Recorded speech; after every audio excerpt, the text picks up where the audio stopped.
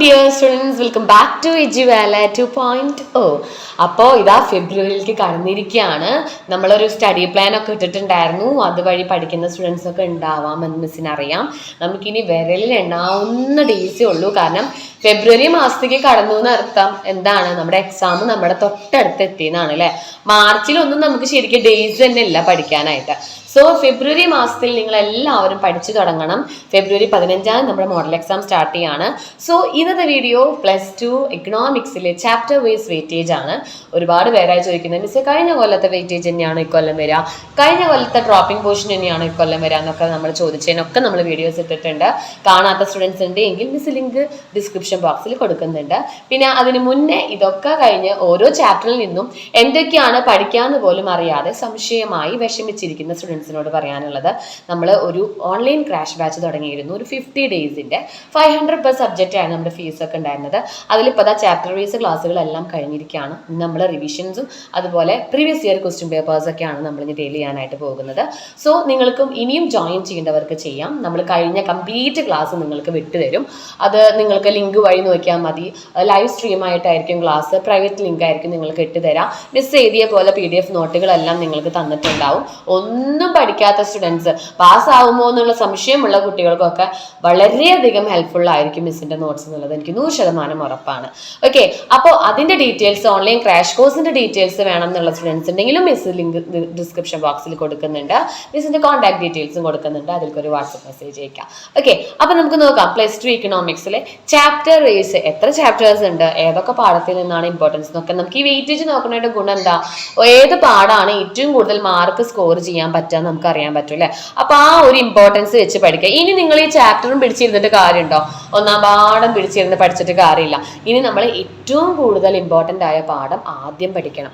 അങ്ങനെ ഓർഡർ വൈസിൽ പഠിച്ചാലാണ് നമുക്ക് കുറച്ച് സമയം കൊണ്ട് കൂടുതൽ പഠിച്ച് കൂടുതൽ മാർക്ക് സ്കോർ ചെയ്യാനായിട്ട് പറ്റുള്ളൂ. ഓക്കെ, അപ്പൊ പഠിച്ചു തുടങ്ങാത്തവരുണ്ടെങ്കിൽ ഇനിയെങ്കിലും പഠിക്കാൻ സമയം വൈകിയിട്ടില്ല. ഇത്രയും സമയം നിങ്ങൾ പോയെങ്കിൽ പോയിക്കോട്ടെ, അത് നമുക്ക് ഇനി എന്തായാലും തിരിച്ചു കിട്ടില്ല അല്ലെ. അപ്പൊ ഇനിയുള്ള എൻ്റെ മുന്നിലൊരു സമയം ഞാൻ കളയാതെ നോക്കേണ്ടത് നമ്മുടെ ഉത്തരവാദിത്തമാണ്. സോ നമുക്ക് വീഡിയോയിലേക്ക് കടക്കാം. അതിന് മുന്നേ ആദ്യമായിട്ടാണ് നമ്മുടെ ചാനൽ കാണുന്നതെങ്കിൽ ലൈക്ക് ചെയ്യുക, ഷെയർ ചെയ്യുക, സബ്സ്ക്രൈബ് ചെയ്യുക, മാക്സിമം സപ്പോർട്ട് ചെയ്യുക. ഓക്കെ, അപ്പൊ എക്കണോമിക്സ് സ്റ്റുഡൻസ്, നമ്മളെ ഹ്യൂമാനിറ്റീസ് ആയിക്കോട്ടെ കൊമേഴ്സ് കുട്ടികളായിക്കോട്ടെ, രണ്ടുപേർക്കും ഒരേ ക്വസ്റ്റ്യൻ പേപ്പർ തന്നെയാണ് വരിക. ഒരേ ചാപ്റ്റേഴ്സ്, ഒരേ വെയിറ്റേജ് തന്നെയാണ് ഉള്ളത്. അപ്പൊ രണ്ടുപേർക്കും ഒരേപോലെ ഹെൽപ്ഫുൾ ആവുന്ന വീഡിയോ ആണിത്. അപ്പൊ എക്കണോമിക്സിന് നമുക്ക് +2 ഇക്കണോമിക്സ് എന്തൊക്കെയാണ് നമുക്ക് പഠിക്കാൻ നോക്കാം. നമുക്കറിയാം എക്കണോമിക്സിനെ 2 പാർട്ടായിട്ട് തിരിച്ചിട്ടുണ്ട്, micro and macro economics. Micro എക്കണോമിക്സിൽ നമുക്ക് 5 ചാപ്റ്റേഴ്സ് ആണുള്ളത്. 6ാമത്തെ പാഠം ഡ്രോപ്പിംഗ് പോർഷൻ ആണ്, സ്കിപ്പിംഗ് പോർഷൻ ആണ്. നന്നായി നോക്കുക. 6ാം പാഠം നിങ്ങൾ ആരും പഠിക്കേണ്ട, 5 പാഠേ നമുക്ക് മൈക്രോ എക്കണോമിക്സിലുള്ളൂ. First part introduction to micro economics. അതിൽ നിന്ന് നമുക്ക് 5 മാർക്കിന്റെ ക്വസ്റ്റ്യൻസ് ആണ് എക്സ്പെക്ട് ചെയ്യാവുന്നത്. അപ്പൊ 5 മാർക്കിന്റെ ക്വസ്റ്റ്യൻസ് എന്ന് പറയുമ്പോൾ അവിടുത്തെ ഇമ്പോർട്ടൻസ് ഏതൊക്കെയാണെന്ന് നമ്മുടെ വീഡിയോയിലൊക്കെ സൂപ്പറായി പറഞ്ഞു കൊടുത്തിട്ടുണ്ട്. അതേപോലെ തന്നെ നമ്മുടെ ഓൺലൈൻ ബാച്ചിലുള്ള കുട്ടികൾക്കൊക്കെ ഇത് സിമ്പിൾ ആയിരിക്കും എന്ന് എനിക്ക് തോന്നുന്നു. കാരണം നമ്മൾ ഓരോ ചാപ്റ്റർ അവർക്ക് എടുത്തു കൊടുക്കുമ്പോഴും അതിൽ ഇമ്പോർട്ടൻസ് ആദ്യം മിസ് എഴുതി കൊടുക്കാറുണ്ട്.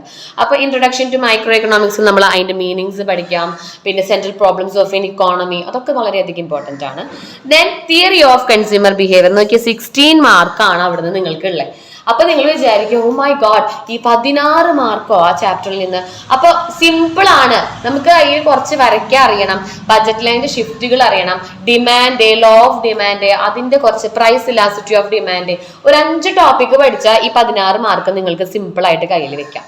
അതും നമ്മുടെ ഓൺലൈൻ ബാച്ചിലൊക്കെ നല്ല കൃത്യമായിട്ട് പറഞ്ഞു കൊടുത്തിട്ടുണ്ട്. കൂടാതെ നമ്മൾ ഓൾറെഡി ഒരു എന്താ പറയുക മുന്നത്തെ വീഡിയോസ് നോക്കിയാൽ നമ്മൾ ചാപ്റ്റർ ബേസുകളൊക്കെ ഇട്ടിട്ടുണ്ട് കേട്ടോ. ദെൻ പ്രൊഡക്ഷൻ ആൻഡ് കോസ്റ്റ് 13 മാർക്സിന്റെ ക്വസ്റ്റ്യൻ. അവിടെ നമുക്ക് ഈ പറഞ്ഞ പോലെ law of variable proportion, production function, return to scale, കോപ്റ്റോഗ്ലക്സ്, പിന്നെ കോസ്റ്റുകൾ, ഡിഫറെൻറ്റ് ടൈപ്സ് ഓഫ് കോസ്റ്റുകൾ, അതിന്റെ കർവുകളൊക്കെയാണ് അവിടെ പഠിക്കേണ്ടത് 13 മാർക്കിന്. Then theory of firm under perfect competition 9 മാർക്കിനാണ്. അവിടെ എന്താണ് പെർഫെക്റ്റ് കോമ്പറ്റീഷന്റെ ഫീച്ചേഴ്സ്, അവിടുത്തെ പ്രൈസ് ലൈൻ, അവിടുത്തെ profit maximisation, shut down point, break even point, supply curve, law of supply, അത്രയുണ്ട് അവിടെ പഠിക്കാൻ. ഇതൊക്കെ ഇമ്പോർട്ടൻ്റ് ആണ്. Then last chapter market equilibrium. ഇവിടെ ഇക്വിലിബ്രിയം പോയിന്റ് ഏതാണ്? എക്സസ് ഡിമാൻഡ്, എക്സസ് സപ്ലൈ, അത് കാണിക്കുന്ന ഒരു കർവ് വരയ്ക്കാം. പിന്നെ പ്രൈസ് സീലിംഗ്, പ്രൈസ് ഫ്ലോർ, ഇതാണ് ഏറ്റവും ഇമ്പോർട്ടൻറ്റ്. ഈ 3 ടോപ്പിക്ക് നമ്മൾ അതിൽ നിന്ന് പഠിച്ചാൽ മതിയാവും. അപ്പോൾ ഓരോ ചാപ്റ്ററിൽ നിന്നും നിങ്ങൾ പഠിക്കേണ്ടത് എന്തൊക്കെയാണെന്ന് നമ്മളിത് വൈകാതെ വീഡിയോ ചെയ്യും.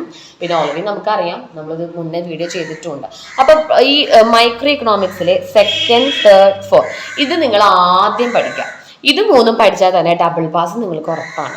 ദെൻ ഫസ്റ്റ് ചാപ്റ്റർ സിമ്പിൾ ആണ്, നമുക്ക് വിത്തിൻ ഹാഫ് ആൻ അവറിലൊക്കെ മതി നമുക്ക് ആ പാഠം പഠിക്കാനായിട്ട്.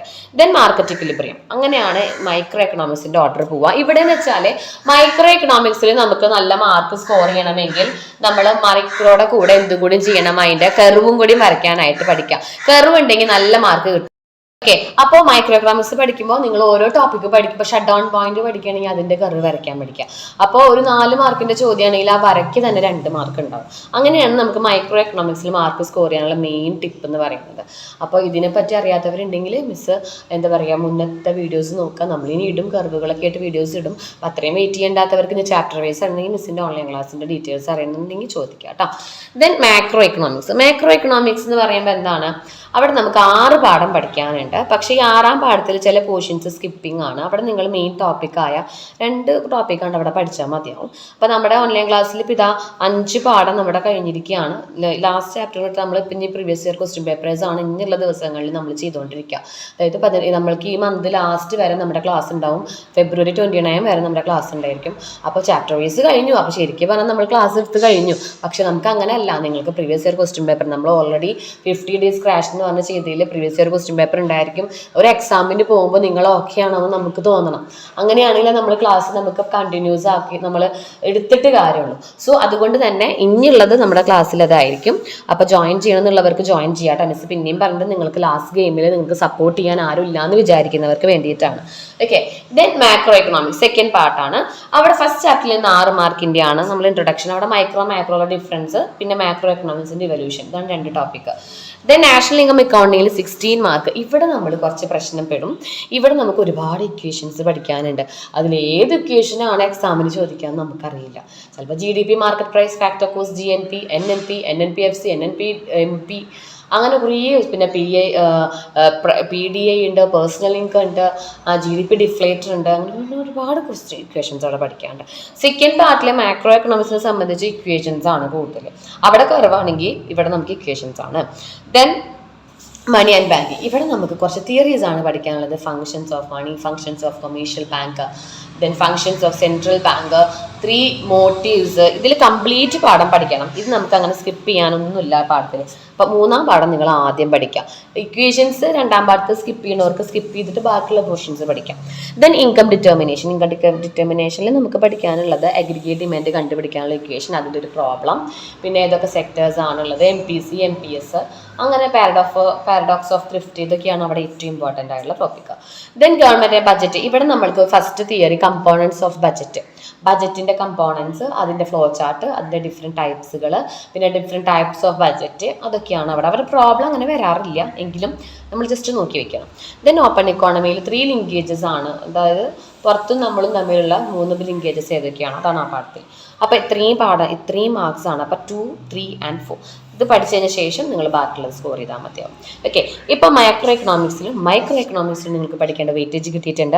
അപ്പോൾ ഓരോ ടോപ്പിക്കുകളും ഓരോ ചാപ്റ്റേഴ്സും പഠിക്കുമ്പോൾ നിങ്ങൾ അതിൻ്റെ ഇമ്പോർട്ടൻസ് നോക്കി പഠിക്കാനായിട്ട് ശ്രമിക്കുക.